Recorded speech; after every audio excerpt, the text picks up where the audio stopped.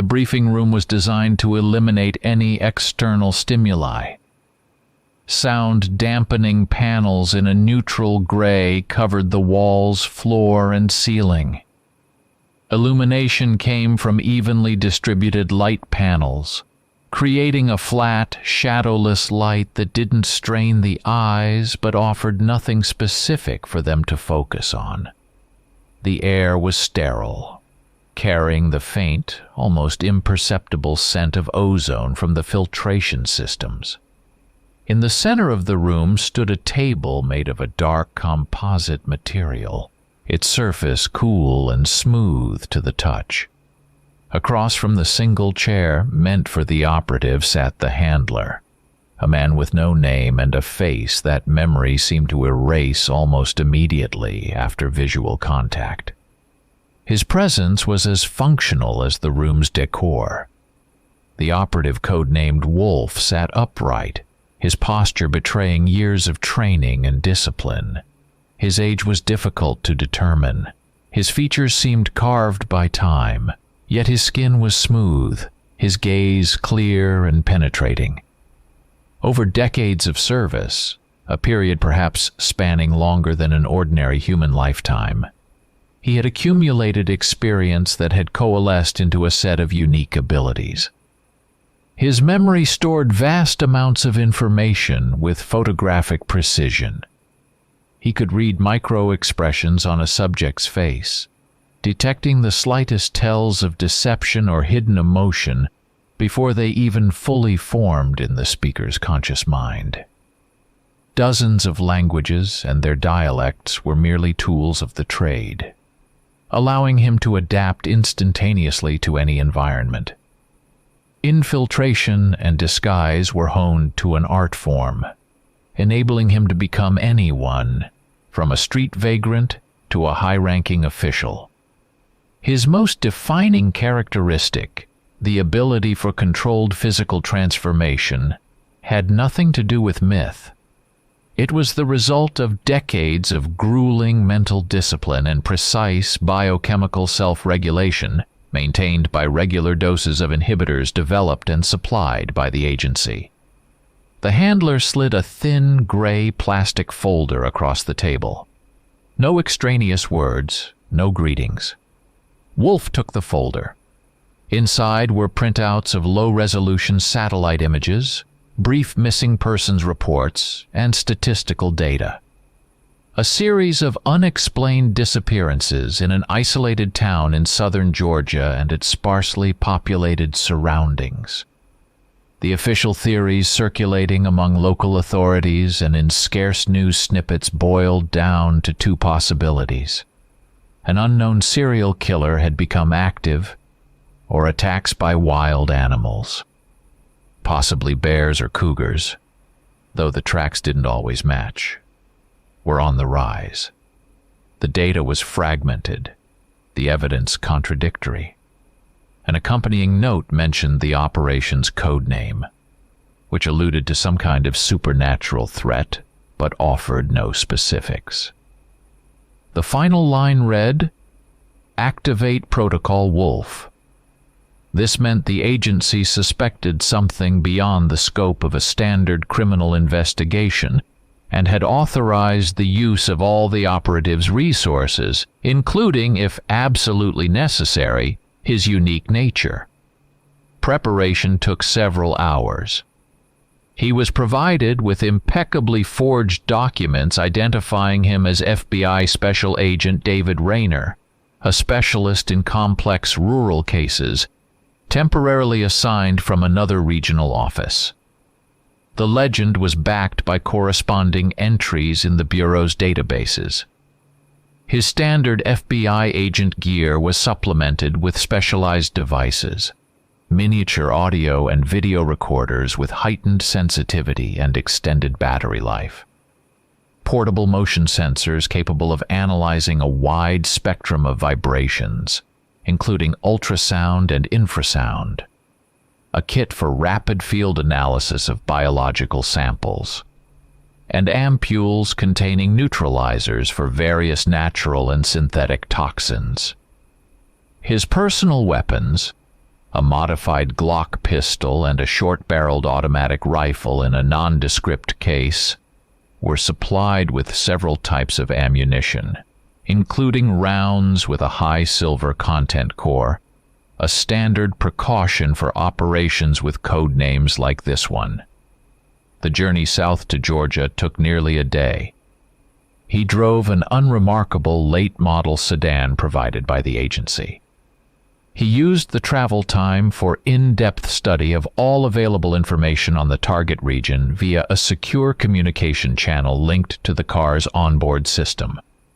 High-resolution topographical maps, demographic summaries, local economic history, crime reports spanning the last 20 years, even collections of local folklore and outlandish rumors.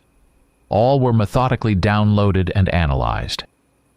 The town, whose name didn't even appear in the file, was a typical example of decline in the American heartland. The closure of several key industries decades ago had led to population drain, rising unemployment, and general decay of infrastructure. Social tension, born of poverty and lack of prospects, could be felt even through the dry lines of the reports. Historical isolation, due to geography and poor roads, created ideal conditions for any strangeness, be it a cult, a madman, or something else entirely, to arise and take root. Arrival brought no relief. The town greeted him late in the evening, shrouded in a thick, damp silence. The air was heavy, saturated with the smells of decaying leaves, damp earth, and something else, subtly unsettling. Street lighting was sparse. Yellow lamps snatched shabby house facades, boarded-up storefronts, and the occasional figure of a local resident from the darkness. They followed his car with long, unfriendly stares. The suspicion of outsiders was almost palpable here. He pulled up to the only motel on the outskirts, a 2-story building with a peeling sign, its neon letters partially burnt out. Check-in was swift. The clerk, an elderly man with an indifferent face, handed over a key without asking unnecessary questions. The room was clean, but the decor seemed frozen sometime in the 1970s. The next morning, after a short and restless sleep, he went to the sheriff's office. A formal courtesy visit and official notification of the FBI agent's arrival. Sheriff Brody turned out to be a man in his mid-50s with a weary face, a network of wrinkles around his eyes, and palpable skepticism in his gaze. He received Agent Rayner correctly, but without enthusiasm. He glanced over the credentials, nodded. He clearly didn't believe federal intervention was necessary and was convinced the disappearances were the work of either escaped inmates from the neighboring county jail or simply increased predator activity in the surrounding woods. He shared information reluctantly, limiting himself to generalities. However, Wolf, using his honed conversational skills under the guise of a friendly exchange, managed to extract several crucial details: the precise locations of the latest disappearances, some strange inconsistencies in the accounts of the few witnesses, and mentions of rumors about an enormous creature, which the sheriff dismissed as local crazy talk. Returning to the motel, the operative set up a compact mobile analysis center in his room. He plotted the disappearance points on an electronic map of the area, correlating them with time of day, weather conditions, and other available data. The system began calculating potential patterns. He walked to the window, which overlooked an overgrown vacant lot behind the motel. Closing his eyes, he focused, allowing his heightened, yet carefully controlled senses to analyze the environment. Through the familiar scents of decaying grass, gasoline from the nearby highway, and the mustiness of the old building, he caught a barely perceptible note. A strange, acrid, musky odor drifting from the direction of the woods on the far edge of town. It resembled none of the thousands of animal, chemical, or plant scents stored in his extensive database. It was something alien, and it triggered an instinctive alarm. The agent dedicated the next 2 days to a methodical examination of the locations where the missing people were last seen. He operated with the meticulousness of a seasoned forensic investigator, ignoring the oppressive atmosphere of abandonment and fear that hung over these sites.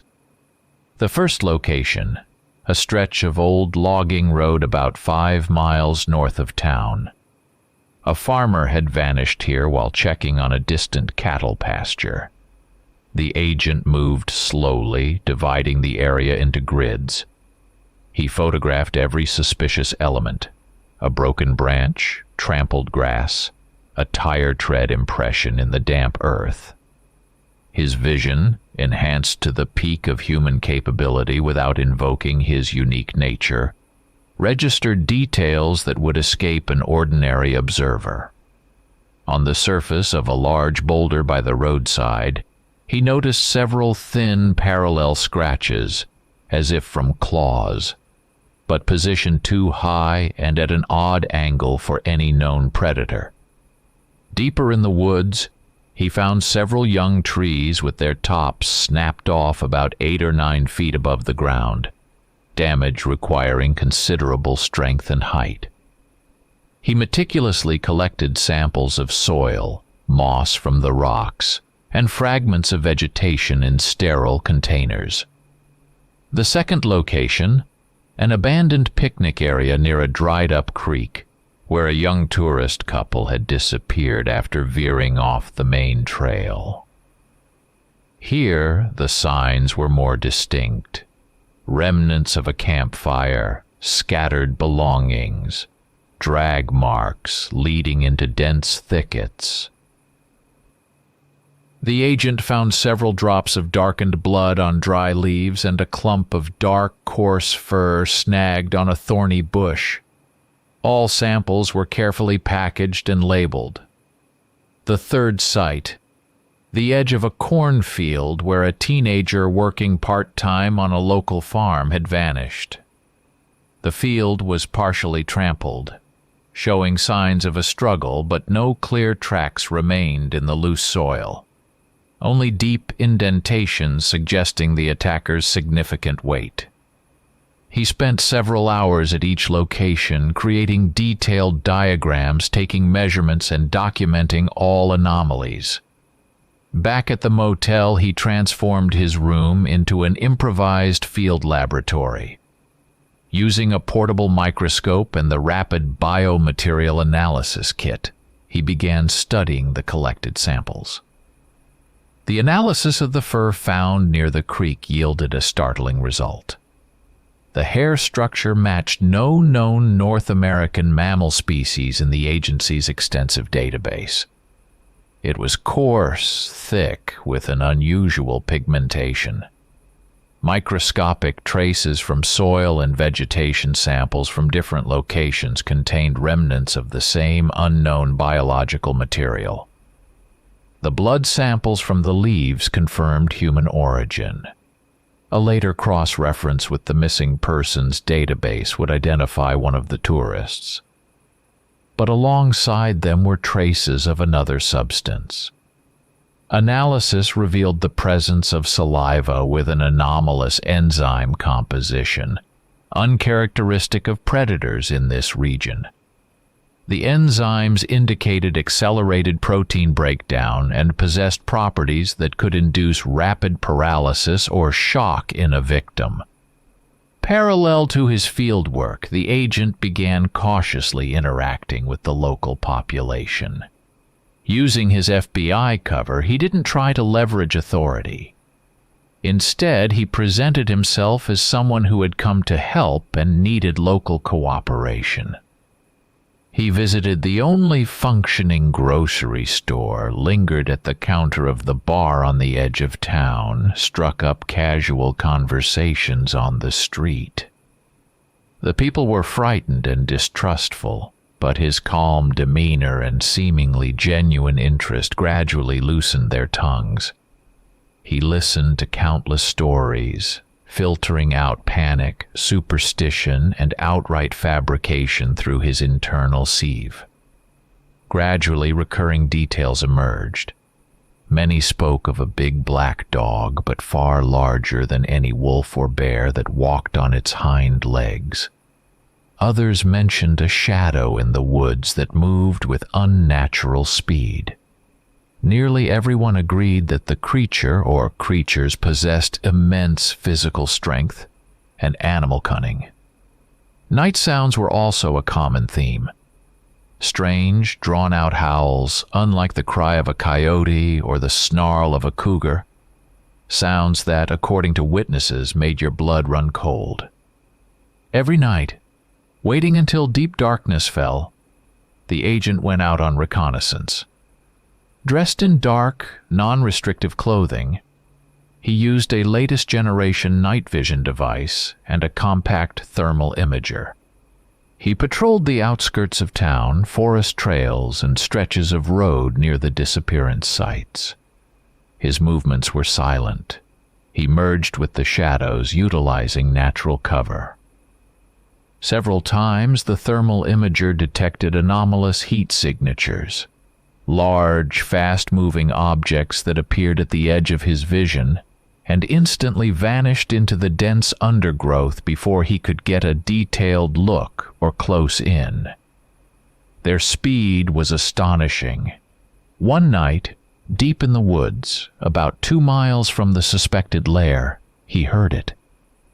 A distant but distinct howl that sent an unpleasant chill down his spine, despite his experience and control. The sound was low, guttural, rising into a soul-chilling shriek.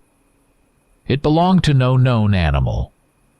Correlating all the collected data, physical evidence from the scenes, biomaterial analysis, filtered witness testimonies, and the results of his nightly reconnaissance, led the agent to a single logical conclusion. The entity behind the disappearances was neither human nor ordinary animal. The nature of the tracks, the immense strength required for such damage, the inferred physiology, bipedal movement, canine features, anomalous saliva composition, everything pointed to a large, predatory humanoid. He sent an encrypted query to a classified agency database containing information on cryptids, anomalous biological entities, and results from past encounters with unknown life forms. The response came quickly. Matches were found with several unconfirmed reports from various regions of the country over the past decades. The reports described creatures known in certain circles as DOGMAN. In the last few days, the agent began to experience a persistent feeling of being watched. This wasn't standard professional paranoia heightened by local hostility. It was something different, a focused, predatory attention he felt at the back of his neck, especially when in open areas or the woods. He increased his security measures, meticulously checking his motel room for hidden surveillance devices.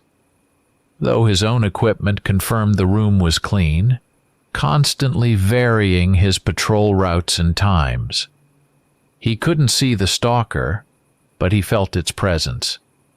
To test the hypothesis of a hunting territory, the agent contacted the sheriff's offices in 2 neighboring, smaller settlements within a 30-mile radius. Using his FBI legend, he requested information on unsolved disappearances or strange incidents over the past year. The responses confirmed his suspicions. Similar cases had been recorded, though less frequent and not causing such a stir. Missing livestock, reports of giant tracks, vague nighttime sightings.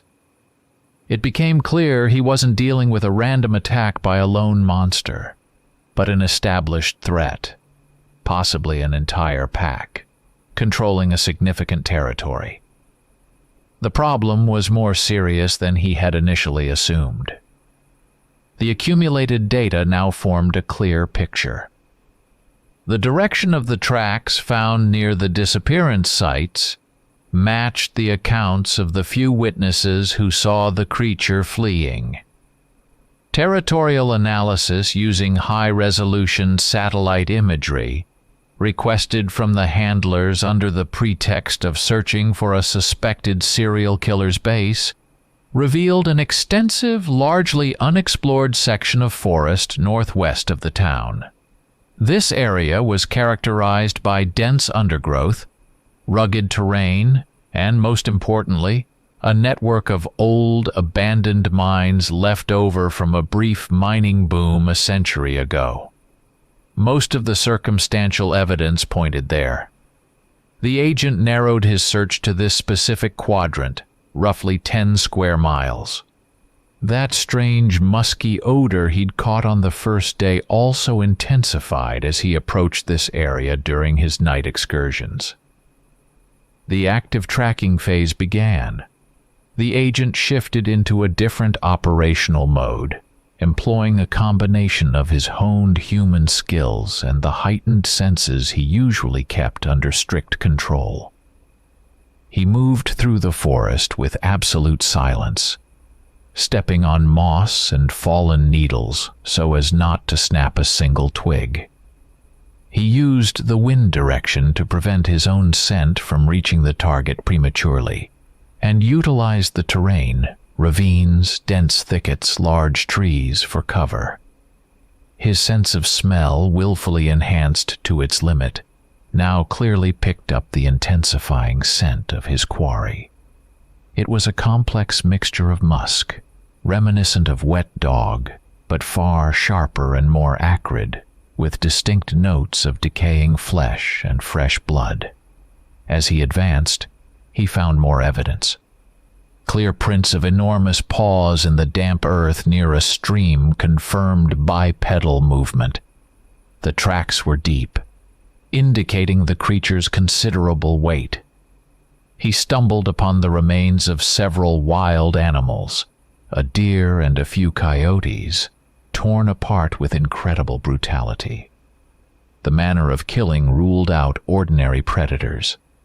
After 2 days of methodically combing the designated area, he finally found it.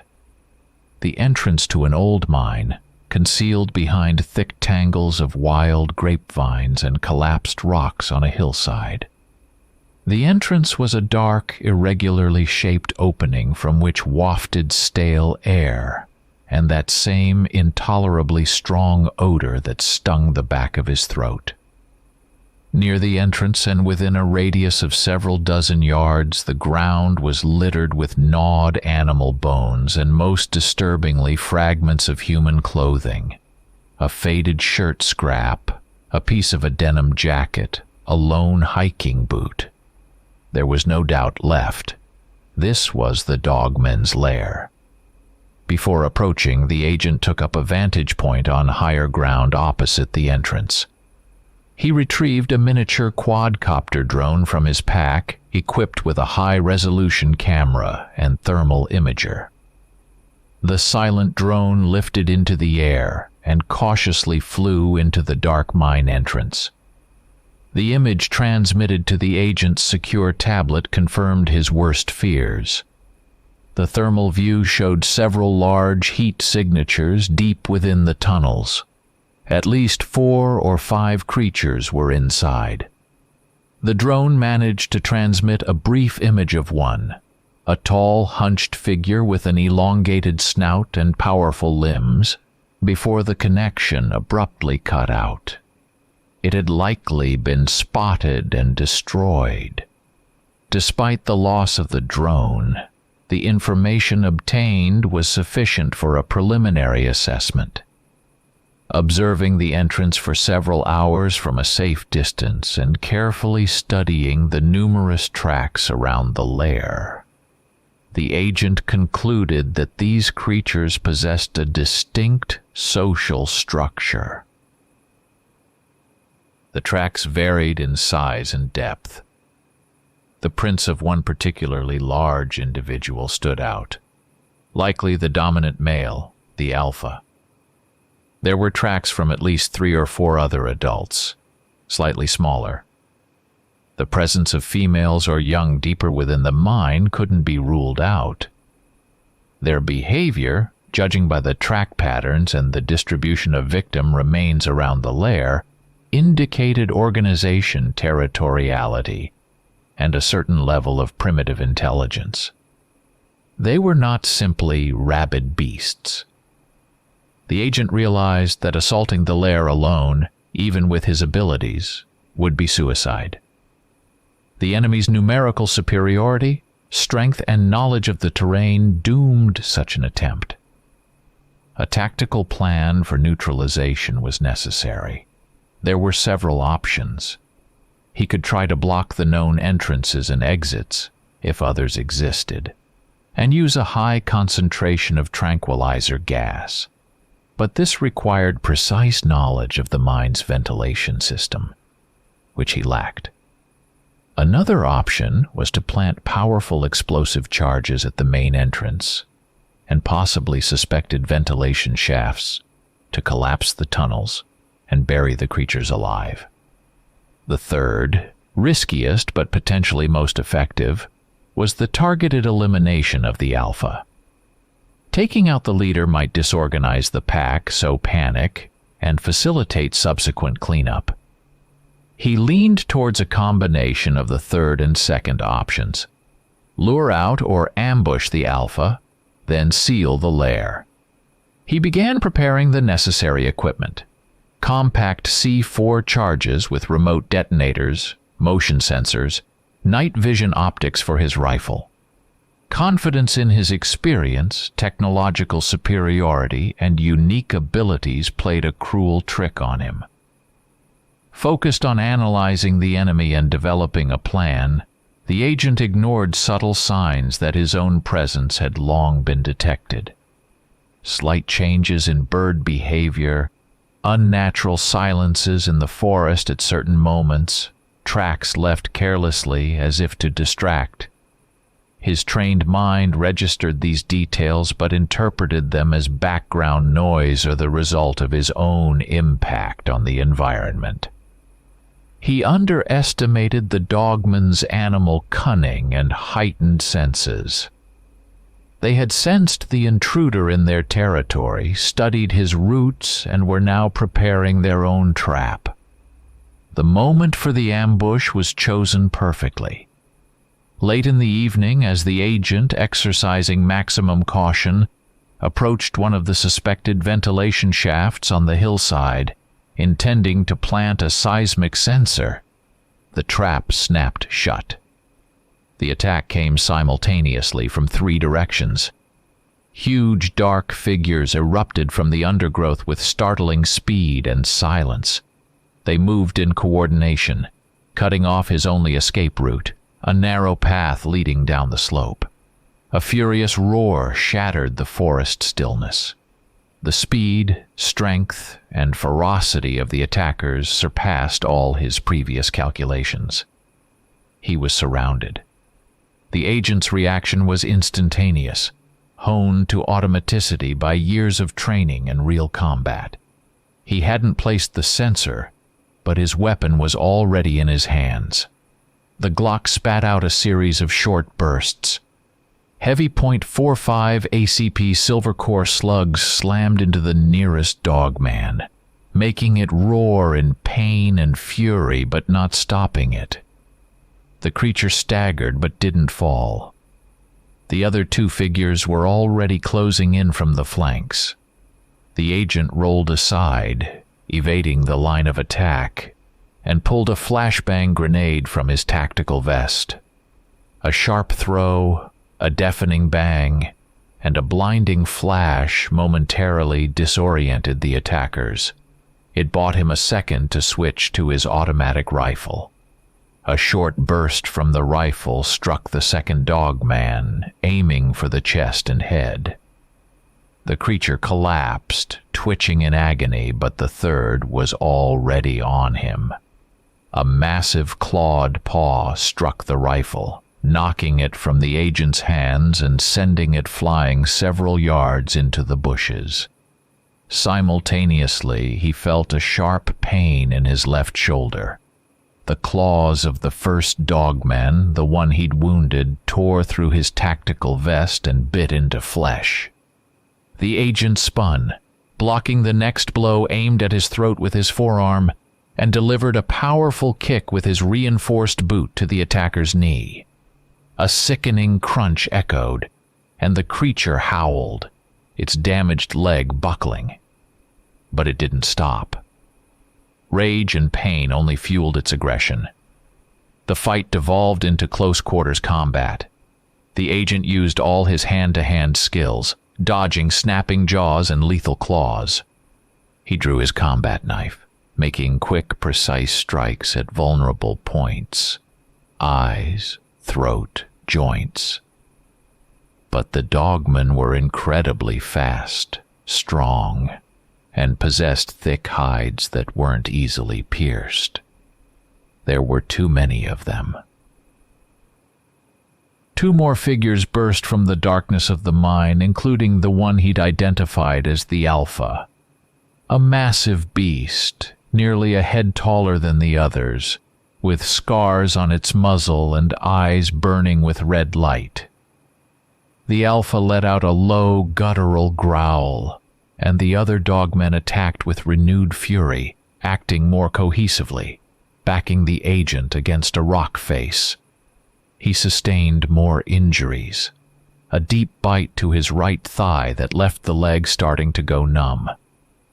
A long, ragged tear across his back from the Alpha's claws as it tried to grab him. His standard gear was partially damaged or lost. His pistol was empty. He was bleeding heavily, his strength rapidly failing. Human limits had been reached. He saw triumphant cruelty in the eyes of the Alpha, which was personally leading the assault, clearly savoring the hunt. The agent understood with absolute clarity.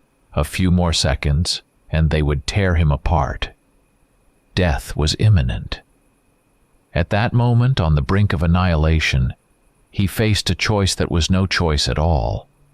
Surrender to the instinct for self-preservation, violate protocol, deploy the last resort. This wasn't a spontaneous loss of control brought on by panic or pain.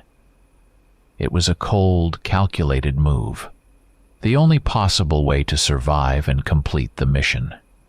Focusing all his will, overriding the biochemical inhibitors circulating in his blood, he initiated the transformation process. It demanded colossal mental effort and was accompanied by a surge of unbearable pain that eclipsed even the agony of his wounds. The transformation was an agonizing, body-rending process. His tactical gear and remaining equipment strained and ripped at the seams. Bones shifted and reformed with audible cracks, lengthening, thickening. Muscles swelled, tearing through skin that instantly knitted back together, now covered in thick, dark fur. His spine contorted, his skull elongated, forming a bestial snout with powerful jaws. In mere seconds, he became an enormous bipedal creature resembling a humanoid wolf, significantly surpassing even the Dogman Alpha in size and physical power. He stood nearly 9 feet tall, his body covered in coarse black fur, sharp fangs protruding from his maw. His eyes blazed with a yellow fire, a mixture of primal fury and the cold, tactical calculation of the man still in control of this new form. The dogmen, confronted by this sudden and terrifying metamorphosis of their prey, froze. Their attack faltered. Their primitive minds couldn't process what they were seeing. The creature they had just cornered and nearly killed had itself become a predator, more ancient, more powerful than they. Shock mingled with an instinctive fear of an unknown apex predator reflected on their muzzles. They had never encountered anything like this. Exploiting the enemy's momentary confusion and his newfound monstrous strength, the agent-turned werewolf lunged. He let out a thunderous roar that echoed through the forest, causing the dogmen to instinctively recoil.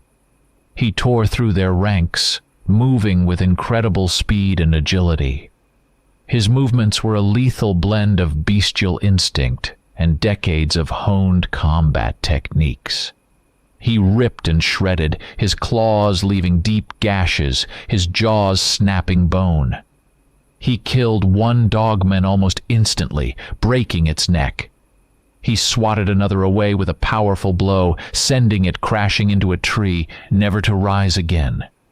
The alpha tried to counterattack, but the agent dodged and inflicted a deep claw wound along its flank, making it howl in pain and retreat. Despite his fury and power, the agent had been severely wounded before the transformation, and the change itself had drained him. He knew he couldn't destroy the entire pack alone, especially now that the element of surprise was gone. His objective was to survive and relay the intelligence. Breaking through the encirclement, bleeding, his own blood and theirs, he bolted deeper into the forest, away from the lair. He heard the enraged howls of the wounded alpha and its pack behind him, but they hesitated to pursue immediately. Finding dense undergrowth and a small crevice in the rocks several miles from the fight, he collapsed, gasping for breath.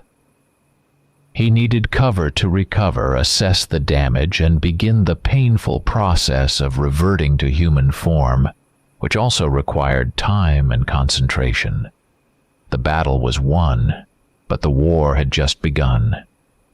His refuge was a shallow cave hidden behind a curtain of moss and vines. It was damp and dark inside, but the safest place the agent could find in his condition. The reverse transformation was nearly as painful as the initial one, but slower, accompanied by muscle spasms and aches throughout his body. When he finally returned to human form, he was naked, covered in blood and grime, his body aching from numerous wounds. He retrieved a compact medical kit from the waterproof container he always carried. It held not only standard bandages and antiseptics, but also special regenerative compounds developed by the agency to accelerate tissue healing in operatives like him. The agents weren't miraculous, but they significantly sped up recovery, stopped bleeding, and reduced infection risk. Treating his wounds, the deep bite on his thigh, the ragged claw marks on his shoulder and back, numerous scrapes and bruises, he methodically analyzed the fight. His primary error was underestimating the enemy. He had relied too heavily on technological superiority and his own skills, failing to account for the dogman's animal cunning, coordination, and physical might. They weren't just cryptids but intelligent, albeit primitive. Predators capable of organized ambushes and tactical action. Information about their nature, strength, potential weaknesses, and, crucially, their possible artificial origin, a suspicion born from the saliva analysis, was critical. He realized he couldn't solve this problem alone. Backup was required. Using a secure satellite transmitter the size of a cigarette pack, he established contact with the handler. The channel was encrypted with multi-layered code, virtually unbreakable. His report was brief and to the point. He confirmed the existence of the threat, designated DOGMAN. He described their physical characteristics, attack tactics, pack hierarchy, and astonishing resilience. He reported the engagement, his injuries, and the forced activation of the transformation under Protocol Wolf, presented as the only way to survive and preserve potentially vital intelligence. He emphasized the high threat level and suggested the creatures might not be of natural origin. He concluded by requesting immediate deployment of heavy support, a specialized tactical unit equipped for Class Alpha biological threats, capable of conducting a full extermination operation at the lair. The center's response was almost instantaneous, which was unusual in itself. Decisions and authorizations usually took time. The handler acknowledged receipt of the information and approved the support request. He stated that an elite tactical unit specializing in special biological threats was already en route and would arrive in the designated area within hours. The agent detected a faint, almost imperceptible tension in the handler's voice, but attributed it to the gravity of the situation and the potential fallout if the agency's failure to control such threats leaked. Under the cover of night, at a pre-arranged rendezvous point, an abandoned landing strip miles from town, a heavy transport helicopter with no identifying markings touched down. From its dark belly emerged 12 soldiers in black tactical gear, devoid of insignia. Their faces were hidden behind helmets with integrated comms and night vision. They were armed with the latest automatic weapons, shotguns, and grenade launchers. Their movements were precise, coordinated, betraying the highest level of training. The squad leader, a tall, powerfully built man with an inscrutable expression barely visible beneath his low-pulled helmet, approached the agent. He identified himself by the call sign Cerberus. No names, only functions. Joint planning took place on the spot, under the dim glow of tactical flashlights. Agent Wolf relayed all gathered intelligence to Cerberus, the lair's exact location, estimated pack size, data on the mine's layout from the drone reconnaissance, the DOGMAN's combat tactics, physical characteristics, and suspected weaknesses. He mentioned their reaction to flashbangs and possible vulnerability to silver, though noting it took significant hits to stop them. Cerberus listened silently, nodding at appropriate moments. He then outlined his assault plan, based on standard protocols for clearing confined spaces containing aggressive biological entities. The plan involved heavy weaponry, special gas grenades, and rolling thunder tactics to suppress resistance. The detailed plan was developed quickly and professionally. Despite the shared objective and formal coordination, tension hung in the air. The agent felt the squad's detachment. To them, he wasn't so much a colleague or superior officer, though his agency rank was high, as an asset, valuable, but potentially unstable. His unique nature, of which they were undoubtedly informed, elicited a mixture of curiosity and poorly concealed mistrust. In turn, the agent sensed their almost robotic adherence to orders from above. It stirred a dull unease within him, born from years of experience with similar cleaner units. Final preparations took about an hour. The squad and the agent checked their gear. The soldiers donned reinforced body armor capable of stopping not just bullets but claw strikes. They verified comm systems, night vision devices, and replenished ammunition. The squad's medical kits contained powerful stimulants, broad-spectrum antidotes, and agents for rapid hemorrhage control. Wolf, provided with a clean uniform set and basic replacement gear by the squad, checked his modified weapons and supply of special ammunition. At dawn, as the first rays of sun barely touched the treetops, the group moved out towards the DOGMAN lair. The air was cool and damp. Ahead lay a decisive and undoubtedly bloody cleanup. The operation commenced with the first light of dawn, while pre-dawn gloom still lingered beneath the dense forest canopy, providing ideal conditions for a stealthy approach. Cerberus's squad operated with the cold efficiency of a machine. 2 fire teams silently took positions at the main mine entrance and the suspected ventilation shaft Wolf had discovered. On the commander's signal, shaped charges placed on the rock faces at both openings detonated simultaneously.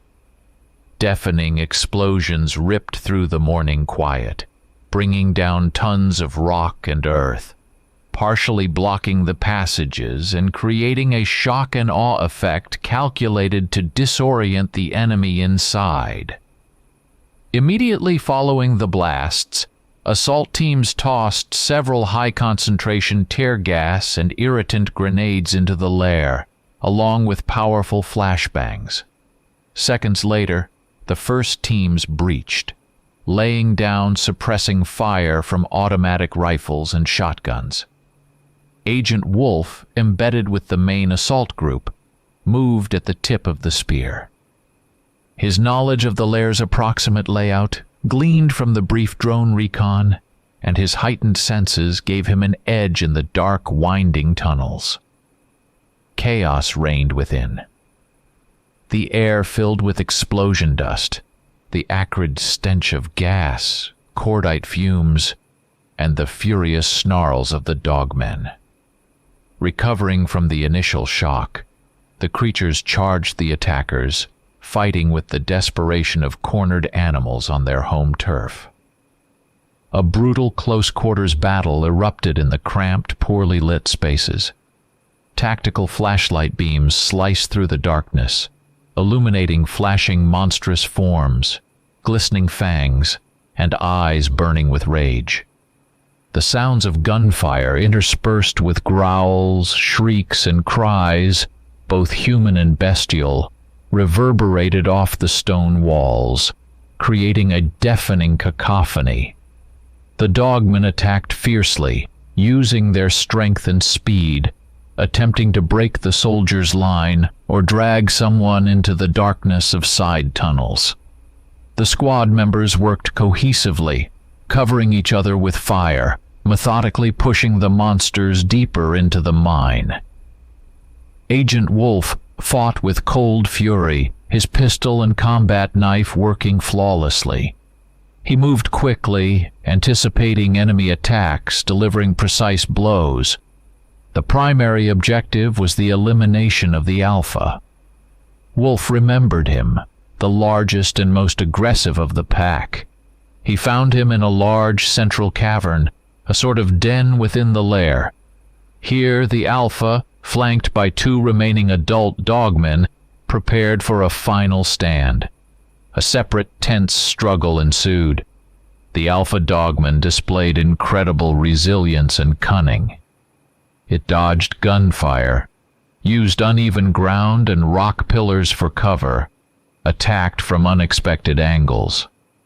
Several soldiers were wounded before the combined efforts of Wolf and squad leader Cerberus cornered it. Wolf drew the Alpha's attention, dodging its powerful strikes, while Cerberus fired a precise shot from his underbarrel grenade launcher. The grenade detonated near the monster, stunning and wounding it with shrapnel. Wolf finished it, emptying the remainder of his silver core magazine into the Alpha's head. With the leader dead, the DOGMAN's resistance became chaotic and disorganized. The remaining individuals tried to hide in distant tunnels or attacked recklessly, exposing themselves to fire. The squad methodically advanced through all branches of the mine, clearing every corner, every dark passage. The orders were clear: leave no one alive, including potential young. The soldiers acted efficiently and ruthlessly, showing no emotion. The sounds of gunfire and dying snarls gradually faded until silence fell upon the lair, broken only by the crackle of flashlights and the heavy breathing of the soldiers. During the sweep, in the deepest, most hidden parts of the mine complex, the soldiers stumbled upon something unexpected.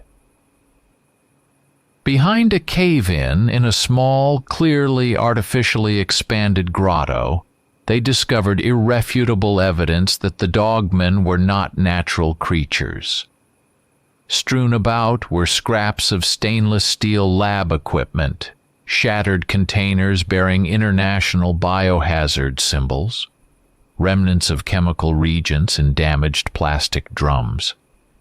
Wolf found several metal tags engraved with project codes and serial numbers, as well as the melted casing of a portable computer or data storage device.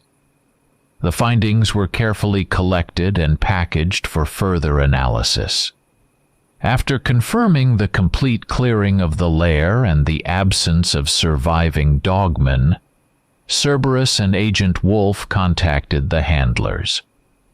They reported the successful completion of the main operational phase and the disturbing findings that pointed directly to the creature's possible artificial origin and consequently to some secret, likely governmental project. The handler's response was formal. Await further instructions on site. The atmosphere after the battle was heavy, oppressive. The smell of blood, gunpowder, ozone from energy weapon discharge, and the acrid musk of the dead monsters mingled into a nauseating cocktail. The bodies of dogmen and a few wounded soldiers lay where death or first aid had found them. The silence was crushing. Agent Wolf stared at the collected evidence, the tags, the equipment fragments. A grim premonition tightened around his heart. He knew all too well how his employers dealt with problems involving leaked information about failed projects like this. The discovered evidence was too dangerous. Victory over the monsters might just be a prelude to something far worse. He felt this operation was far from over. While Cerberus's squad secured the outer perimeter around the cleared mine and handled the evacuation of their wounded to the helicopter extraction point, Agent Wolf remained inside to examine the found evidence more closely. He laid out the equipment fragments and tags on a relatively clean patch of stone floor in the central cavern, illuminating them with a powerful tactical flashlight. His analytical abilities, honed by decades of working with fragmented information, and access to the agency's classified databases via the secure portable terminal that was part of his standard gear, allowed him to quickly start piecing the puzzle together. The project codes on the metal tags matched fragmentary data from top-secret archives he had limited access to. They were traces of a long-shuttered failed project codenamed Nation's Fang, aimed at developing biological weapons, genetically modified predators for use in special operations. Judging by the equipment remnants and the nature of the location, the lab from which the leak originated wasn't stationary. Most likely it was a mobile complex or a temporary field site, deployed here for testing and hastily abandoned after control over the experimental subjects was lost. The dogmen weren't a random mutation, but the result of deliberate and catastrophically failed bioengineering. At that moment, a new encrypted message arrived on his secure terminal from the handlers. The tone was utterly cold, devoid of any hint of the previous tension or satisfaction regarding the successful lair cleanup. It was a dry, businesslike order. The message confirmed his worst fears. The DOGMAN were indeed the result of a leak from a secret research program. The potential exposure of the project's failure and its very existence had been deemed absolutely unacceptable at the highest level. What followed was a directive that sent a chill down the agent's spine, despite all his experience. The order was direct and unambiguous. Immediately activate Protocol Clean Slate, also known in some documents as Omega. The protocol's objective: the complete and final elimination of all potential witnesses and any traces of the operation that could compromise the agency or the government. In this case, it meant not only destroying all evidence found in the lair and the DOGMAN bodies, standard procedure, but also eliminating all residents of the nearby town. They were deemed potential witnesses who might have seen or heard something unusual: the monsters themselves, the sounds of combat, the arrival and departure of an unmarked helicopter, the presence of armed men in black uniforms. The designated method of cleanup was an immediate tactical airstrike on the specified area using fuel-air explosives, leaving virtually no organic traces. For Agent Wolf, this order was a moral Rubicon. Over his long years of service, he had often performed dirty work, sweeping up, eliminating inconvenient witnesses, accepting so-called collateral damage in the name of higher goals or national security. But those were always targeted actions against specific threats or individuals posing a real danger. The order to annihilate an entire town of innocent civilians, men, women, children, who had already suffered the consequences of a government experiment, crossed every conceivable line. The bitterness accumulated over decades, the guilt from past deeds, and a deep-seated revulsion for the system's ruthless methods reached a critical point. The faces of the people he'd spoken to in town flashed before his mind's eye, their fear, their weariness, their faint hope for help. Now they were condemned by the order of those he represented. He activated the communication channel to the handlers. His voice was level but firm. He clearly and unequivocally stated his refusal to execute the order to activate Protocol Clean Slate against the civilian population. He presented arguments, appealing not only to moral principles but also to the tactical inadvisability of such a move. Destroying an entire town couldn't be hidden or blamed on natural disasters. It would create far more questions and long-term problems than the potential leak from a few frightened witnesses whose testimonies could easily be discredited. Almost simultaneously with his refusal, a similar order likely reached Commander Cerberus. Or perhaps the handlers immediately informed Cerberus of Agent Wolf's insubordination. The squad leader contacted the agent via the internal channel. His voice was as calm and businesslike as ever. He confirmed receipt of the Omega Order and stated its mandatory execution by all operatives present. He tried to reason with Wolf, appealing to duty, oath, operational secrecy, and the catastrophic consequences of disobeying orders in a combat situation. He reminded him that they were both instruments of the system, tasked with executing orders, not debating their morality. A tense stalemate ensued. Agent Wolf stood in the center of the cleared lair, surrounded by squad members who, an hour ago, were his allies. Now he looked into the faces hidden behind helmets and saw not colleagues, but potential executioners. He realized Cerberus's squad was now his enemy, the enforcers of a monstrous command. He had very little time. The bombers could already be airborne. He had to act fast if he wanted to even attempt anything.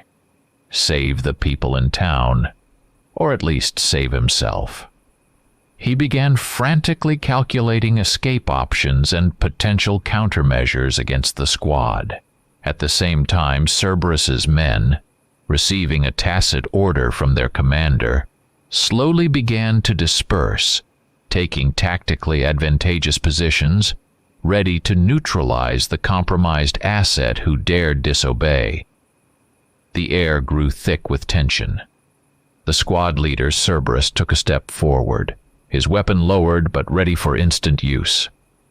"Agent, this is your final chance. Stand down, secure your weapon, and comply with the order. Do not escalate this situation." His voice, filtered through the helmet's vocoder, was flat, emotionless, but the finality was palpable in the ultimatum itself. Agent Wolf's response wasn't verbal, it was action. He knew any further negotiation was pointless and would only give the enemy more time to prepare. With a sharp movement, he activated a small explosive charge with a half-second delay timer, which he had discreetly attached to a piece of lab debris while examining the evidence, an old habit of preparing escape routes. Simultaneously, he tossed a smoke grenade at the feet of the nearest soldiers. The explosion was small but loud enough in the confined space of the mine to distract for a fraction of a second. Thick smoke instantly filled the central cavern, obscuring his figure. Using this momentary confusion, he bolted towards one of the side tunnels he had memorized during the sweep. The fight began, not against monsters, but against men, his former allies, phantoms of the system blindly executing an inhuman order. The agent was still in his human form. He employed all his accumulated knowledge and skills as a spy and soldier. His familiarity with the just-cleared terrain, dark corners, narrow passages, potential flanking routes, gave him a slight advantage. He moved quickly and silently, using hit-and-run tactics.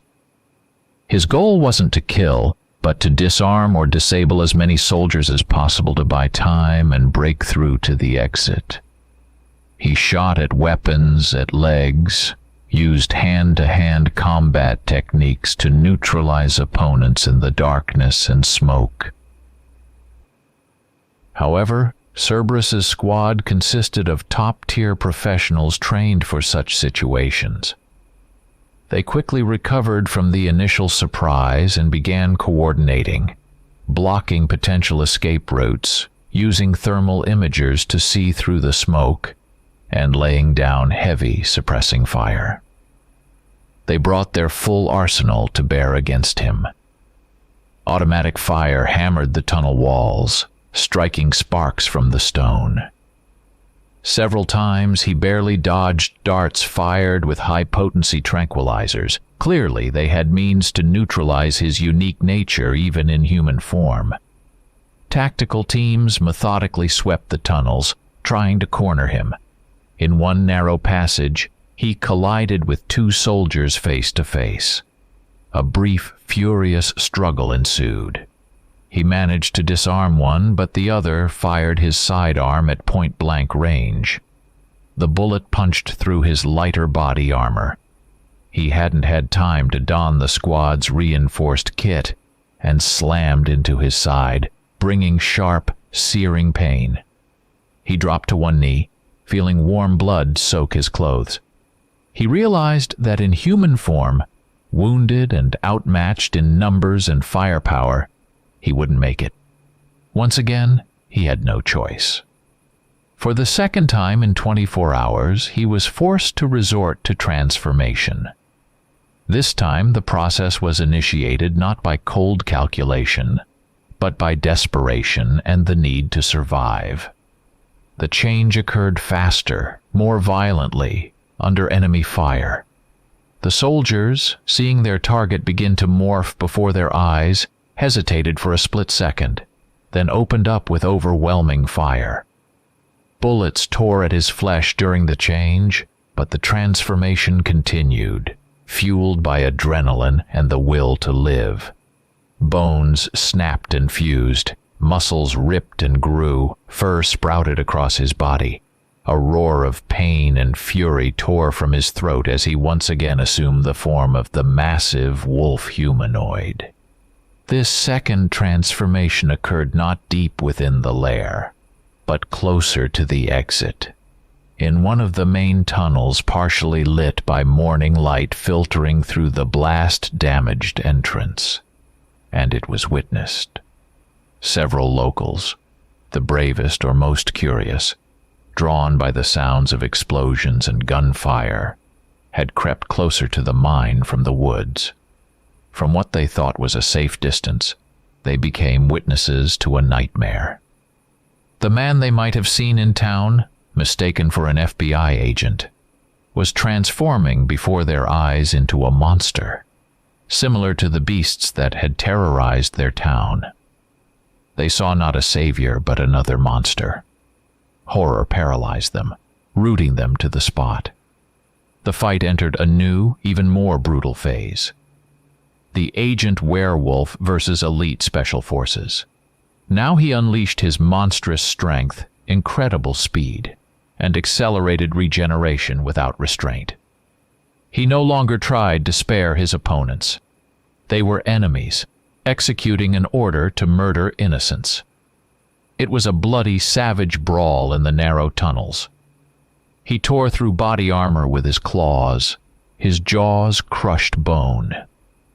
The soldiers fought back desperately, using every weapon available. But they stood little chance against such power and fury in close combat. He was forced to kill those he had fought alongside only an hour before. He left behind mangled bodies in black uniforms and shattered, twisted equipment. Breaking through the last lines of defense, he burst out of the mine onto the sun-drenched hillside. He was wounded again, his dark fur matted with blood, his own and that of Cerberus's squad. He hadn't finished all of them. Some were severely injured but alive. His goal wasn't vengeance, but salvation.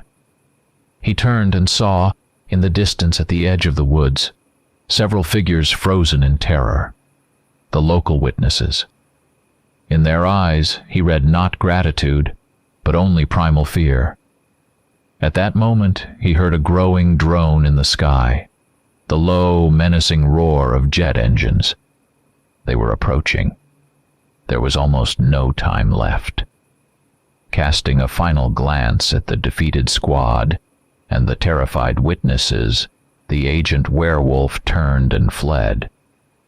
Not from the dead soldiers, but from the inevitable firestorm and the horror he had instilled in those he tried to save. Pushing through the pain of fresh wounds and the profound exhaustion after 2 transformations and brutal combat, the agent raced through the forest towards the town. The roar of the jet engines grew louder, becoming a deafening thunder. The planes were close, perhaps only minutes away from their target.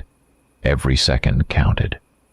His goal was to reach the edge of town, warn the residents, make them seek shelter or flee, to save at least someone from the inferno his former employers were about to unleash. Adrenaline and desperation drove him onward, forcing him to ignore protesting muscles and throbbing pain. He was still in his bestial form. There was simply no time for the reverse transformation. He burst from the woods into a clearing where the first houses on the outskirts of town began, a few dilapidated structures surrounded by overgrown gardens and leaning fences, and immediately ran into them.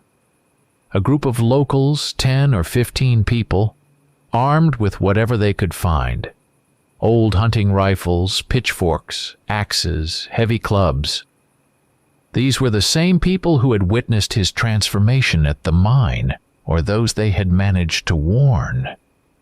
Their faces were contorted with terror and the grim determination of the doomed. They stood in a tight knot, blocking his path to the town. Gasping from exertion and urgency, the agent stopped a few dozen yards away. His voice, distorted by the transformation, came out as a low, harsh growl, but he tried to shout, to warn them. He pointed a clawed hand towards the sky, where the engine roar intensified, tried to gesture the danger, pleaded with them to run, to hide. The words, if they formed in his mind, emerged from his maw as animalistic snarls, impossible to decipher as human speech. He saw the lack of comprehension and rising fear in their eyes. The people didn't hear, nor did they want to hear, his warnings. They saw before them an enormous 9-foot monster, covered in fresh blood, with blazing yellow eyes and sharp fangs. The very creature that in their minds had just slaughtered armed soldiers, whom they might have seen as rescuers or simply authorities, at the mine. Their primal fear of the unknown, mixed with panic from the recent disappearances and rumors of monsters, instantly erupted into blind hatred and an aggressive resolve to protect their homes and families from this new threat. Shouts rose from the crowd. Monster. Killer. He's with those things from the woods. Shoot him. Rocks and sticks flew towards the agent. Someone fired an old shotgun. The buckshot slammed into his chest but failed to penetrate the thick hide and dense muscle of his transformed body, leaving only painful bruises and a few superficial scratches. Another shot, a rifle bullet, ricocheted off bone. Physically, these impacts were insignificant compared to the wounds sustained fighting the DOGMAN and the Special Forces. But they wounded him far deeper, to the core. He saw only animal terror, hatred, and utter revulsion in the eyes of these people he was desperately trying to save. They were attacking their only potential savior. He realized the futility of his efforts. He could easily scatter this crowd, perhaps without seriously harming anyone, using his strength and speed. But he couldn't raise a hand against those for whom he had defied the system, for whom he had risked everything. It was pointless. With a heavy heart, feeling a bitterness of defeat sharper than any physical pain, he retreated.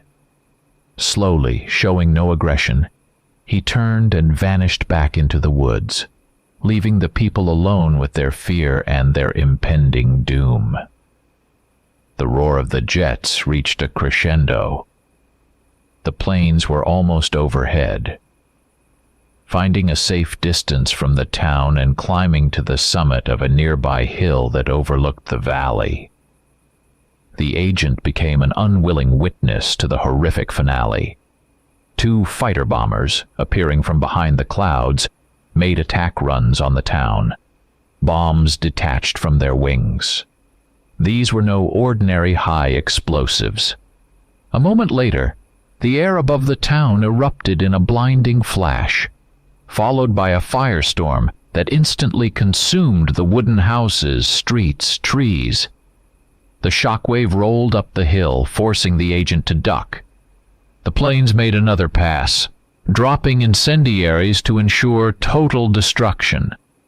The inferno raged for several minutes, devouring everything in its path.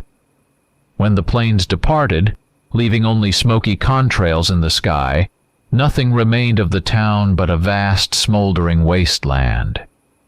Scorched earth littered with glowing embers. The silence that followed the roar of jets and the crash of explosions was deafening, broken only by the occasional crackle of cooling debris.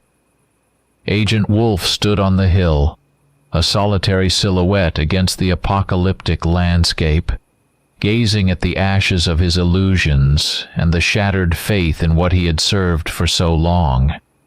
He had saved them from the monsters, but he couldn't save them from men. The journey from the ashes to a predetermined extraction point, several dozen miles north, felt endless. The agent moved on autopilot, his body aching with fatigue and numerous healing wounds, but the physical pain was nothing compared to the emptiness within. He found a camouflaged cache with supplies and transport, an unremarkable SUV. Mechanically, almost unaware of his actions, he treated his remaining scratches and bruises, washed the blood and grime off in a nearby stream, changed into clean civilian clothes. His gaze was vacant, fixed on nothing. Images of the burning town, the terror-stricken faces of the residents, the dead bodies of soldiers in black uniforms. They played before his eyes like a relentless nightmare. Reaching a small motel in another state, checking in under a fake name from his backup ID set, he finally sat down at the secure laptop to file his report.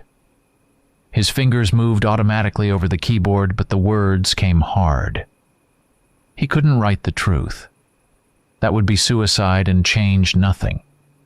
He chose the only viable option. Disinformation crafted to appear plausible to the handlers and absolve him of responsibility for the failure of Protocol Omega.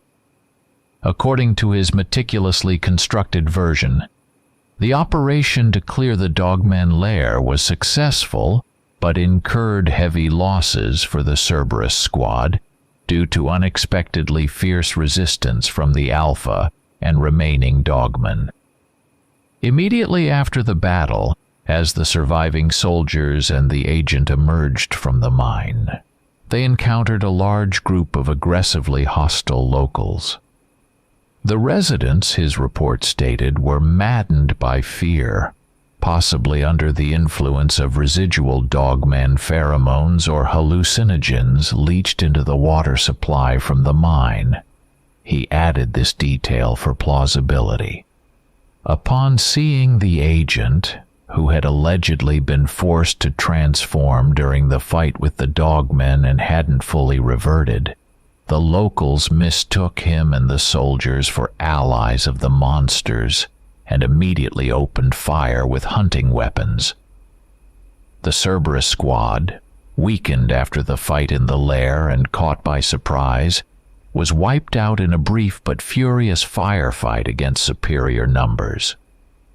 The agent, thanks to his abilities, miraculously managed to break through the encirclement and escape. He knew the government or the agency couldn't refute this version. All potential witnesses, both the squad members and the townspeople, were dead by their own order. His word was the only one left. He transmitted the encrypted report to the handlers. The communication was audio only. He spoke coldly, distantly, in the voice of someone who had endured severe trauma. Immediately after confirmation of receipt, he formally requested immediate retirement from service. He cited severe post-traumatic stress disorder, the loss of the unit assigned to him, and complete moral and physical burnout after decades of continuous service on the front lines of covert operations. He braced himself for any response, threats, interrogation under duress, in order to report to the center for a debriefing that could be his last. To his utter astonishment, the handler's reaction was completely unexpected. Instead of pressure or suspicion, there were words of sympathy. False, he knew perfectly well, but delivered in an even convincing tone. The handler expressed regret for the incident, thanked him for his long and impeccable service, and accepted his resignation request. It was too easy, too simple. Things didn't work like that in their world.